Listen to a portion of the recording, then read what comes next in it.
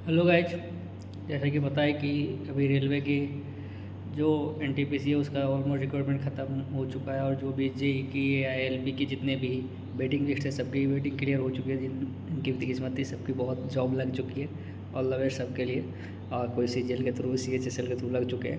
लेकिन जो most of the लड़के होते हैं या फिर जो जो बहुत ही बैकग्राउंड जो नॉर्मल बैकग्राउंड से आते हैं या फिर जो गाँव से या विलेज साइड से आते हैं उनके लिए क्या होता है कि रेलवे एक लाइफलाइन होती है कि रेलवे की वैकेंसी ज़्यादा होती है तो उसमें चांसेस होते हैं बहुत ज़्यादा लगने के, क्योंकि शहर के जो लड़के होते हैं ज़्यादातर सीजीएल या डिफरेंट डिफरेंट उनके पास ऑप्शंस होते हैं वो लग जाते हैं।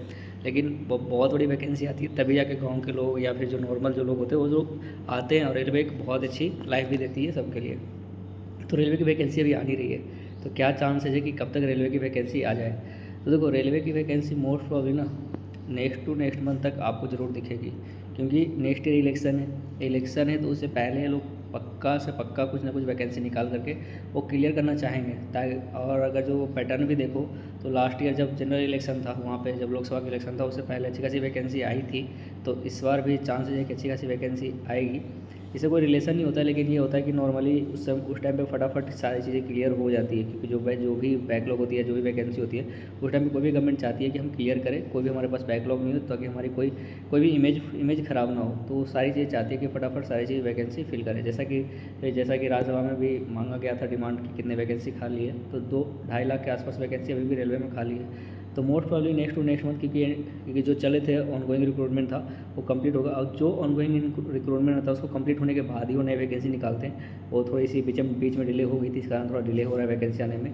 लेकिन और थोड़ा इंटरनल एग्जाम्स के थ्रू भी बहुत सारे प्रमोशन के एग्जाम्स भी हो रहे हैं यहाँ पर। इंटरनल एग्जाम जो जीडीसी है एनडीसी उनके थ्रू होता है, जो ग्रुप डी वाले या जो नीचे लेवल वाले रहते हैं, लेवल 1 या लेवल 2 लेवल 3 वाले जो होते हैं वो क्या अपने को अपग्रेड कर सकते हैं जो इंटरनल एग्जाम देकर भी। तो उनका भी एग्जाम का बहुत सारे नोटिफिकेशन आए हैं, बहुत सारे अपने डिवीजन ने शो किया है। लेकिन मोस्ट प्रॉब्ली जो जनरल जो बाहर वाले बच्चे के लिए आएगा तो नेक्स्ट टू नेक्स्ट मंथ आपको श्योर से श्योर दिखेगा रेलवे की वैकेंसी। सबसे पहले शायद एएलपी एंड टेक्नीशियन का दिखेगा, उसके बाद जेई का दिखेगा, क्योंकि एनटीपीसी का जो चांसेस कम है। एनटीपीसी का जो चांसेस उसके बहुत कम है, क्योंकि अभी ही सब आए हैं और इसमें भी बहुत सारे वैकेंसी अभी ऐसे भी कुछ जोन है जहाँ पे बोल रहे हैं कि वैकेंसी नहीं है। अब देखो ये क्या होता है ना कि नॉर्मली फिक्स होता है इनका कि कहाँ से कितना लेना है, इंटरनल से कितना लेना है और आउट से कितना लेना है। तो कभी कभी क्या होता है कि इंटरनल से फिल हो जाते हैं तो फिर आउट से ये लोग ले नहीं पाते हैं। तो मोस्ट ज़्यादा प्रॉब्लम वही होता है, इसलिए बहुत ज़्यादा देखो कि कोई कुछ डिवीज़न में ऐसे भी हैं कि उनका सब चीज़ हो गया, मेडिकल डीवी सब चीज़ हो गया, लेकिन ज्वाइनिंग प्रोसेस में डिले लग रहा है, क्योंकि एक टाइम पे एक स्लॉट से निकल चुका है। और ये भी चीज़ होता है कि समझने वाली बात होती है कि नॉर्मली देखोगे ना तो बहुत सारे जोन से जो हैं उनके पास ट्रेनिंग सेंटर है लेकिन उनका कैपेसिटी नहीं है। अब उन्होंने रिक्रूटमेंट के लिए वैकेंसी निकाल दी, उनके पास बच्चे सब चीज़ प्रोसेस कर लिया, मेडिकल वगैरह सब कर लिया, लेकिन उनके पास ट्रेनिंग के लिए जगह ही नहीं है, कहाँ पर ट्रेनिंग करवाएंगे। तो अरेंजमेंट करते हैं हमसे, जैसे 100 सेंटर रेलवे की बात करें जहाँ मैं वर्क कर रहा हूँ, तो इन लोगों ने बहुत अच्छा अरेंजमेंट किया था। बाहर तक हम लोग को मतलब रखा, बाहर भी अरेंजमेंट करके चीज़ों को रखा और सबसे सही चीज़ किया और सबको ट्रेनिंग एक साथ दिया। तो ये चीज़ें अब कुछ जो जोन्स होते हैं वो लोग करते हैं, कुछ जोन्स होते हैं जो नहीं करते हैं। तो डिपेंड करता है कि कैसे क्या करना है उनको आगे के लिए।